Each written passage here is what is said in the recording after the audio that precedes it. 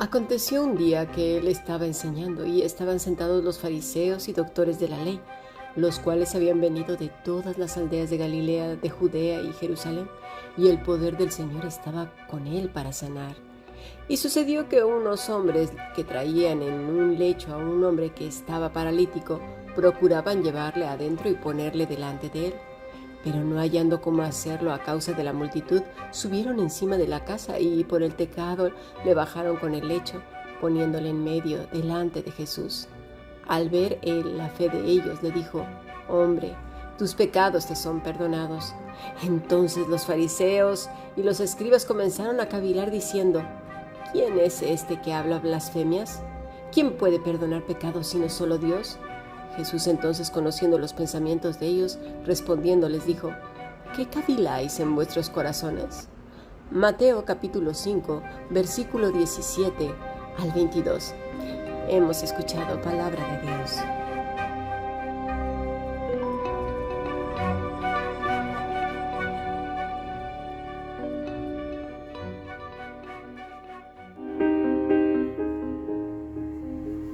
La Fundación Bíblica te invita a participar tanto de esta aula internacional Hoy Apegados a Él, como sus cursos online en mol.fundacionbiblica.com.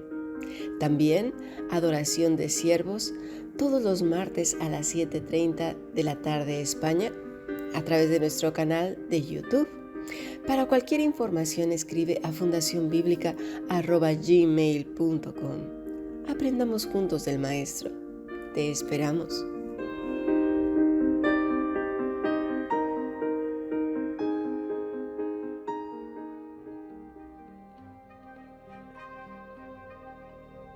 Perdone usted. ¿Perdona? Perdón, no te escuché. ¿Has escuchado esta palabra? Es la palabra perdón. Pero, ¿sabes una cosa? Por repetirla tanto, ha perdido significado, contenido, peso y valor. En el estudio de la mañana hablamos de ello. Hace mucho tiempo esta palabra solo era dirigida a Dios y para los demás mortales era la palabra disculpe usted o disculpa. Según el diccionario, la palabra perdón quiere decir que se suele valorar el hecho de saber perdonar, aunque también el saber pedir perdón, porque implica de algún modo reconocer la culpa y el daño cometido a otra persona. Esto es lo que dice el diccionario.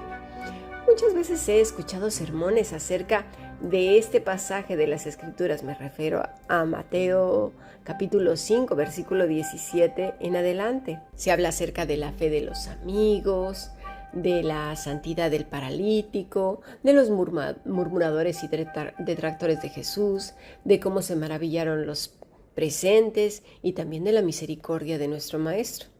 Sin embargo, y leyendo bien y cuidadosamente el texto, ninguno de estos temas es el meollo del asunto. Así que pido de toda vuestra atención, porque por no leer bien, se nos pasan cosas vitales que nos marcan lo que creemos en las Escrituras, del Señor y nuestra misión en la tierra. Así que vayamos a Lucas capítulo 5, pero vamos a partir del versículo 18. Y sucedió que unos hombres que traían en un lecho a un hombre que estaba paralítico, procuraban llevarle adentro y ponerle delante de él. Pero no hallando cómo hacerlo a causa de la multitud, subieron encima de la casa y por el tejado le bajaron con el lecho, poniéndole en medio delante de Jesús. Al ver la fe de ellos, le dijo: «Hombre, tus pecados te son perdonados». Bueno, vamos a dejarlo hasta aquí. Ahí estaban un montón de personas aprendiendo del Maestro. Unos simplemente para criticar. Estos no faltan nunca. Incluso dentro de los que le llamamos iglesia, que son realmente lugares o centros de reunión. La iglesia somos todos nosotros, los que estamos apegados a Cristo, los que realmente están vivos en Cristo. No como dice el Señor en Apocalipsis, ¿verdad? Capítulo 2 y 3, cuando dice: tienes nombre de que vives, pero estás muerto, nombre de Cristo, vaya, pero realmente estás muerto. Así pues, estos no faltan. A veces cuando enseñas puedes discernir en las miradas de las personas la fuerte crítica, el rechazo de la verdad, que es la palabra de Dios. Y no hablo de cualquier predicador, no, sino de aquellos entregados a Cristo, que dependen de la dirección del Espíritu Santo. ¿Qué ves? Caras largas que solo están buscando en qué se equivoca el predicador, el pastor, la maestra, quien sea. No hablo de pastoras porque eso sí ya sabemos lo que dice la Escritura. Esto mismo hacían los religiosos de la época. Visitaban a Jesús para ver en qué iba a caer o cómo, a ver a qué hora se equivocaba. Luego volvían a sus casas, ¿verdad? Y hablando en el camino, murmurando seguramente con sus amigos, con los otros religiosos, ¿verdad? A despedazar al maestro para luego conspirar. Esto se sigue practicando hasta el día de hoy. Aquellos que buscan cómo criticar, ¿verdad?, a los hijos del rey, y van ahí todo porque, claro, ellos no están de acuerdo con esto, con aquello, porque las escrituras dicen esto y aquello, claro, y entonces van a los más allegados para meter veneno, y lamentablemente si los otros también están envenenados o no están en la fe, en lugar de llamar la atención y parar ahí la murmuración y la detracción, el vituperio, dicen, bueno, es que tú tienes la culpa. ¿Y por qué? Por no seguir las tradiciones de los hombres, de los religiosos. Bueno, y luego también está otro grupito por ahí que nada más van a ver qué sacan. Algo de curiosidad, eso es lo que estaban ahí haciendo estas personas. No todos buscaban al Señor como rey, como Mesías. No, estaban para ver qué podían sacar. Y otros, por supuesto, los que deseaban salvación. Y bueno, de repente aparece un grupo de amigos. De esos amigos uno estaba paralítico. Bueno, todas las casas tenían un patio, bueno, casi todos con una enramada, unas escaleras laterales que daban al terrado o un aposento alto. Y es posible que en la enramada que daba al patio y que podía acercarse por medio del aposento alto hayan bajado a su amigo, hayan hecho un espacio y lo hayan bajado en un hueco. Es hermoso cuando la iglesia muestra un amor como este. Y por favor, quedaros con este grupo de amigos porque no es muy convencional en la iglesia y mucho menos con los religiosos. Vamos a leer qué nos dice Marcos, capítulo 2, versículo 1 al 5. Entró Jesús otra vez a Capernaum después de algunos días y se oyó que estaba en casa. E inmediatamente se juntaron muchos de manera que ya no cabían ni aún a la puerta y les predicaba la palabra. Entonces vinieron a él unos trayendo un paralítico que era cargado por 4. Y como no podían acercarse a él a causa de la multitud, descubrieron el techo de donde estaba, y haciendo una abertura, bajaron el lecho en el que yacía el paralítico. Y al ver Jesús la fe de ellos, dijo al paralítico, Hijo, tus pecados te son perdonados. Se cree que la casa donde estaba era la de Pedro. La casa de Pedro se había convertido en un lugar de reuniones. No a todos nos gusta, ¿verdad?, que la gente venga a nuestra casa y se meta, y más los religiosos, esos son los que menos queremos. Sin embargo, aquí vemos una actitud muy especial de Pedro, permitiendo que su casa fuera un lugar de reunión. Qué bendición tan grande es cuando nuestras vidas, nuestras casas se convierten en lugares de oración y de reunión. Esto no quiere decir que así fuera la norma, porque no estuvo en las casas de todos. En este caso solamente estuvo en la de Pedro. Por lo menos esto es lo que creemos que así fue. Por otro lado, según los tiempos que corren, necesitamos ser muy prudentes en cuanto a la intimidad del hogar, la casa. Hay lugares donde la violencia está creciendo tremendamente. En el 2018 se conoció el testimonio de un joven misionero que ya le habían advertido más de una vez que no se acercara a las Islas Sentinel porque eran muy peligrosas. La gente de ahí no acepta hasta el día de hoy ningún visitante, pero él tenía la intención de ir a predicar el evangelio. Bueno, ni siquiera le dio tiempo de eso. Antes de llegar, lo atravesaron desde lejos con un montón de flechas. Tenemos que ser sabios, inteligentes. A veces creemos que solamente el hacer. Tenemos que pedirle a Dios prudencia, inteligencia, sabiduría y dirección de su Espíritu Santo. Recordemos que al inicio de nuestro estudio del Evangelio de Lucas, él mismo nos dice la condición espiritual en la que se encontraba Israel. Esto lo pudimos leer en Mateo 4:16. El pueblo asentado en tinieblas vio gran luz, y a los asentados en región de sombra de muerte, luz les resplandeció. La situación era pues terrible. Muchos endemoniados, muchos estaban enfermos a causa del pecado. Recordemos al ciego de nacimiento en Juan 9. Dice así: al pasar Jesús vio a un hombre ciego de nacimiento, desde el versículo 1. Le preguntaron sus discípulos diciendo: Rabí, ¿quién pecó, este o sus padres, para que haya nacido ciego? Ellos pues sabían que el pecado tenía mucho que ver, asociaban todo el mal al pecado, porque además así lo decía la ley.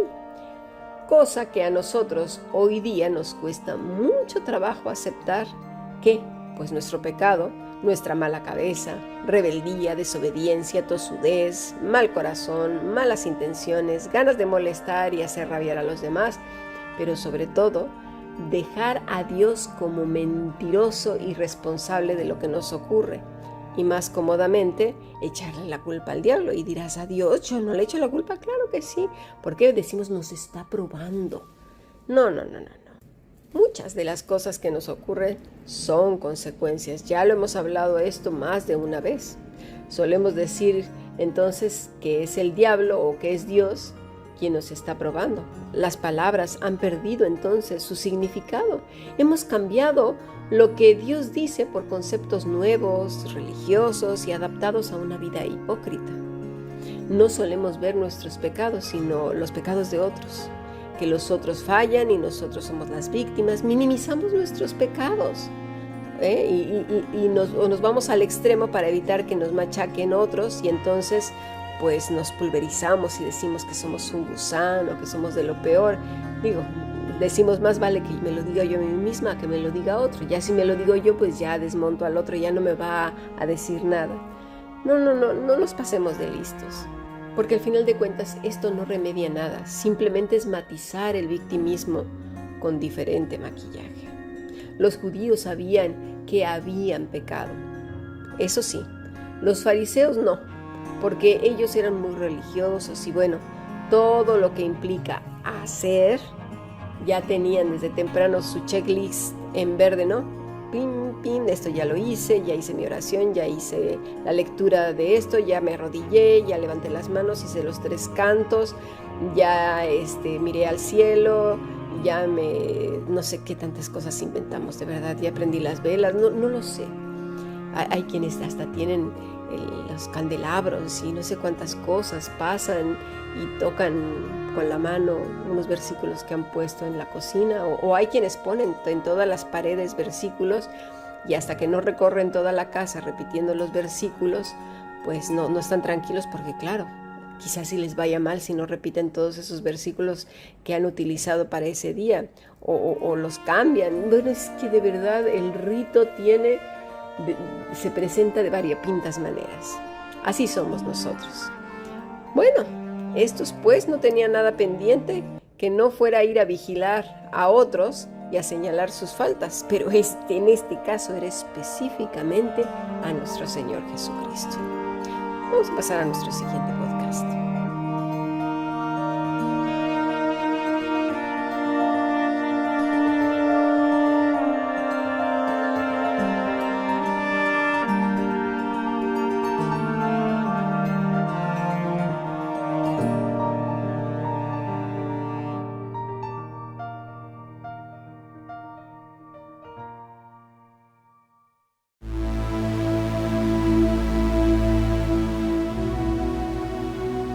Bueno, continuamos con nuestro estudio.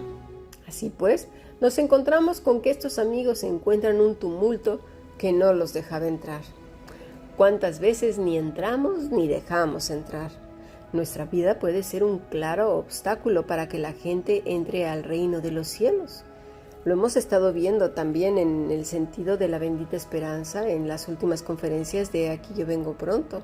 Todo este desánimo que se está propagando como si fuera fuego por un montón de lugares, que supuestamente son locales donde se predica el Evangelio, pero al contrario, lo que hacen es desanimar a las personas torciendo las Escrituras. Te invito pues a que asistas a nuestras conferencias de Aquí yo vengo pronto. Es una pena cuando se dicen ministros de Dios y al final de cuentas, como estos religiosos de la época, eran un claro obstáculo para que la gente conociera a Dios.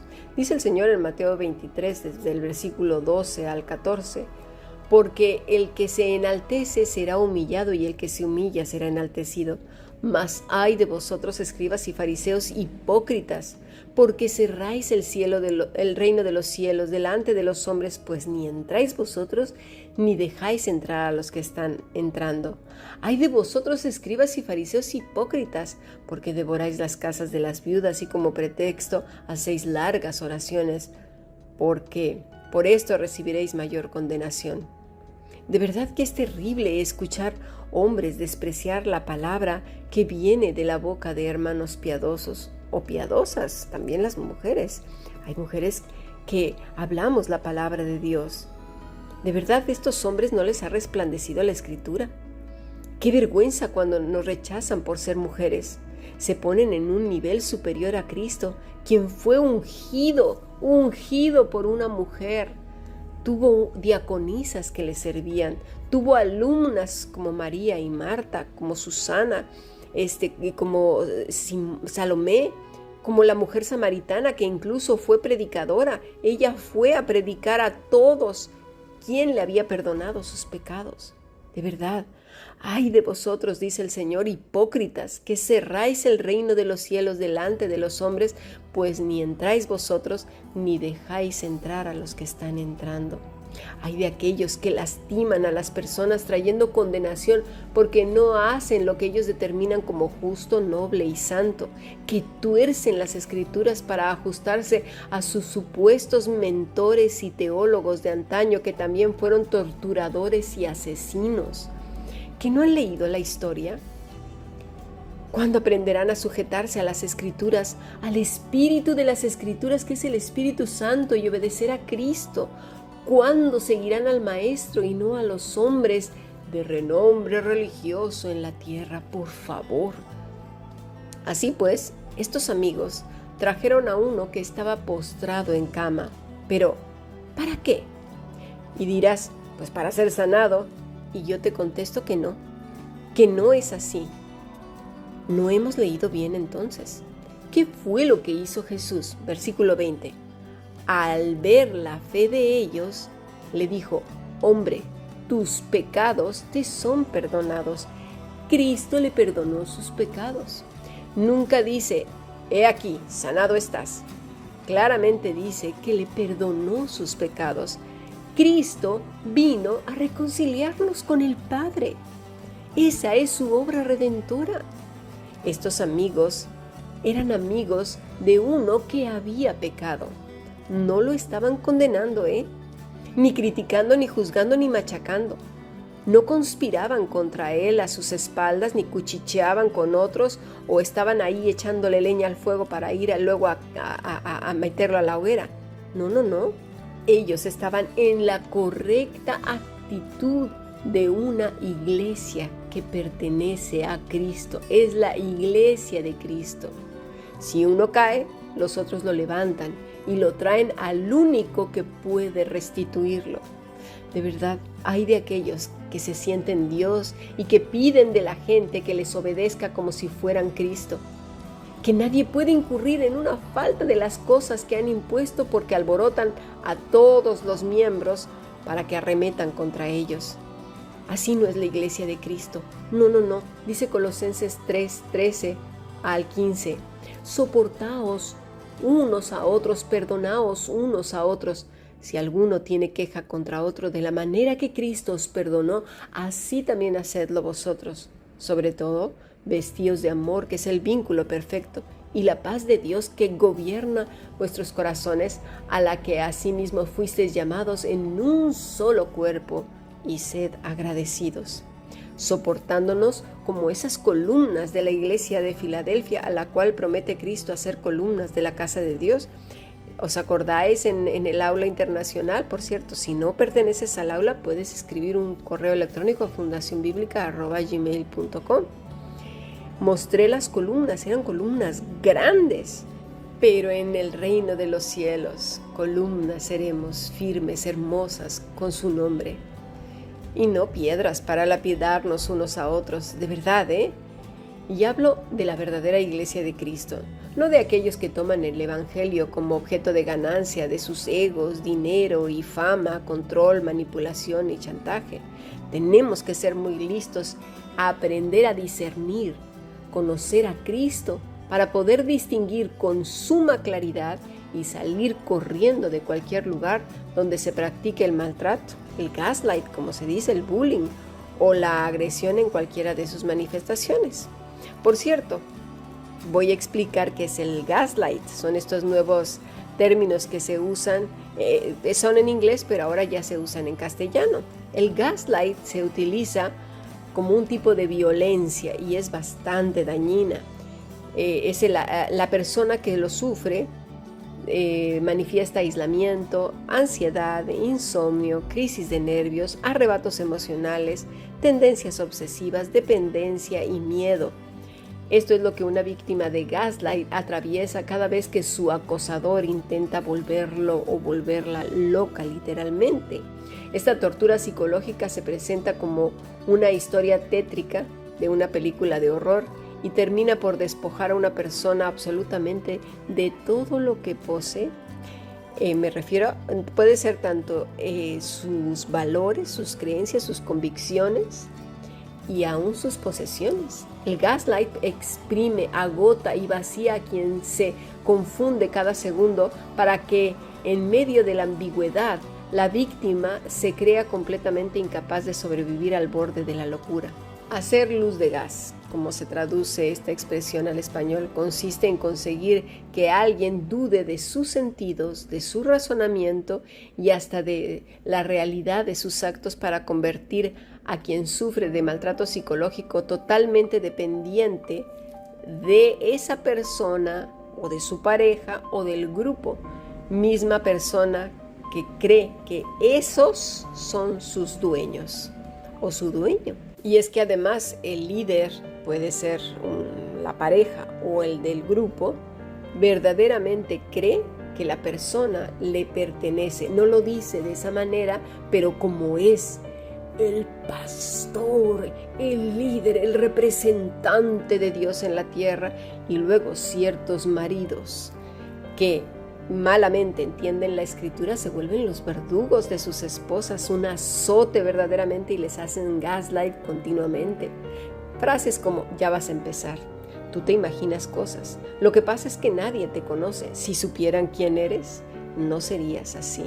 Poco a poco la persona va realmente dudando si realmente es así o no.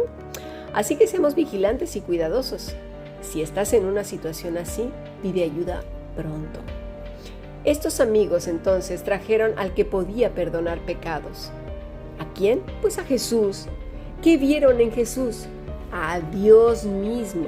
Por eso Jesús se maravilló de la fe de ellos, no de que podía sanarlo, porque no venían a eso.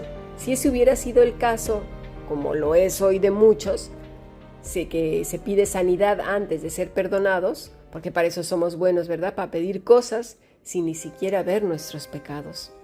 Estos hombres sabían que su amado amigo sufría a causa de sus pecados. No le dijeron a Jesús: oye, ¿qué haces? ¿Que no ves que lo trajimos para que lo sanas y no para esto? Uf, tanto trabajo para esto. Y mira, aún sigue en el suelo ahí tendido. ¡Qué barbaridad! No, así no fueron las cosas. Jesús se maravilló porque estos amigos sabían que Cristo era Dios, que necesitaban de su perdón. Nos equivocamos tanto, erramos aún al ver a Cristo como un simple sanador. Él es Dios, el que perdona nuestros pecados, el que dio su vida en la cruz del Calvario para reconciliarnos con el Padre. De ahí que tengamos ese discernimiento. Cuando alguien dice que tiene el don de sanidad, El que sana es Dios, es el Espíritu Santo, y Él sana a quien quiere, y claro, a través de las personas, ¿verdad? De la oración de las personas o no. Él es Dios, Él puede hacer lo que quiera, como quiera y donde quiera, por favor. Porque Cristo además no vino a sanar cuestiones de salud física, sino ¿por qué entonces no sanó a Timoteo del estómago, a Pablo con el aguijón? Y bueno, no hubiera muerto nadie, para no ir muy lejos estarían vivos todavía hasta ahora.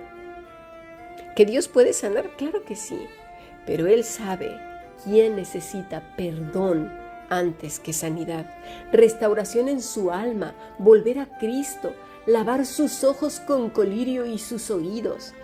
La sanidad no es un show ni una campaña. ¿Por qué menospreciamos la obra redentora de nuestro Salvador por un cuerpo que al final de cuentas va a convertirse en polvo? ¿Por qué no somos trascendentes si entendemos que tenemos vida eterna, ya sea con Cristo o en la ira venidera? Y no digo que Dios no sane. Dios hace lo que quiere y como quiere, pero me refiero a que ponemos la salud por encima del perdón de pecados. La palabra perdón es afiemi, perdonar, permitir, quedar, salir, abandonar, consentir, dejar, despedir, remitir. ¿Qué? Pues los pecados, hamartía, transgresión, alegalidad, infracción. ¿De qué? ¿De ser malo contra otros? No. De transgresión en contra de Dios. Veamos Éxodo 20:3. No tendrás dioses ajenos delante de mí, no te harás imagen, ni ninguna semejanza de lo que esté arriba en el cielo, ni abajo en la tierra, ni en las aguas, ni debajo de la tierra. No te inclinarás a ellas, ni las honrarás, porque yo soy Jehová tu Dios fuerte y celoso, que visito la maldad de los padres sobre los hijos hasta la tercera y cuarta generación de los que me aborrecen, y hago misericordia a millares, a los que me aman y guardan mis mandamientos. No tomarás el nombre de Jehová tu Dios en vano, porque no dará por inocente Jehová al que lo tomare su nombre en vano. Acuérdate del día de reposo para santificarlo. Y no se diga de Deuteronomio 6:5-6. Amarás a Jehová tu Dios con todo tu corazón y de toda tu alma y con todas tus fuerzas. Y estas palabras que yo te mando hoy estarán sobre tu corazón. No sobre las puertas, no sobre los ritos, no sobre los cantos, no sobre la imposición que le hagamos a otros y venga, va y duro y dale, no sobre repeticiones, en el corazón. Porque al amar a Dios, ¿sí?, de esta manera, todo lo demás fluye, porque eso implica estar apegado a la vid verdadera, nutridos por el Espíritu Santo. Así pues, por no amar a Dios, todos los desastres nos vienen como efecto dominó, porque nos rebelamos contra Él. Y aunque no nos guste, así es, porque nos encanta más ser víctimas de otros, del diablo y de Dios mismo, antes que pedir perdón. Pero no el perdón de hoy, no, sino el perdón que estos hombres venían a buscar de Dios, del Mesías, aquel que no importa los impedimentos del mundo, los tumultos, los sacrificios que se tengan que hacer, es decir, las renuncias, no importa, necesito el perdón. Eso busca un alma que reconoce que no ama a Dios y que ni le busca, ni con toda su alma, ni con todas sus fuerzas, corazón y mente. Por eso Jesús se maravilló de ellos. Se nos olvida que Jesús lee corazones. Él sabía a qué venían, así como también supo lo que los religiosos estaban pensando en sus corazones. Lo vemos en el versículo 21. Entonces los escribas y fariseos comenzaron a cavilar diciendo: ¿quién es este que habla blasfemias? ¿Quién puede perdonar pecados sino solo Dios? ¿Ves? A los suyos vino y los suyos no le reconocieron. Jesús entonces, conociendo los pensamientos de ellos, respondió y les dijo: ¿qué caviláis en vuestros corazones? Dios sabe en qué pensamos y cómo acomodamos las palabras para parecer inocentes y sin culpa delante de los hombres. Pero más horrible es pretender engañar a Dios. De verdad, ay de nosotros cuando actuamos hipócritamente, queriendo burlarnos de Él y hacerlo pasar por tonto y nosotros por listos. El versículo 23 dice: ¿Qué es más fácil decir, tus pecados te son perdonados, o decir, levántate y anda? Pues para que sepáis que el Hijo del Hombre tiene potestad en la tierra para perdonar pecados, dijo al paralítico, a ti te digo, levántate, toma tu lecho y vete a tu casa. Al instante, levantándose en presencia de ellos y tomando el lecho en que estaba acostado, se fue a su casa glorificando a Dios. Y podrás decir, pero el paralítico no confesó con su boca. Y yo te digo, ni los fariseos acusaron a Cristo con su boca, ni los amigos dijeron que Cristo era Dios con su boca. El problema es que olvidamos que Él es Dios y que conoce los corazones de los hombres. Antes de que vayamos a decirlo, Él ya lo sabe. Nosotros somos los ritualistas, ritos y ritos y ritos y más ritos, porque así dice la tradición. Enseguida el Señor perdonó sus pecados y al instante el hombre fue perdonado. Se levantó y se fue a casa. ¿Cómo? ¿Fue a cumplir un rito más? ¿Hizo la oración de 3 minutos?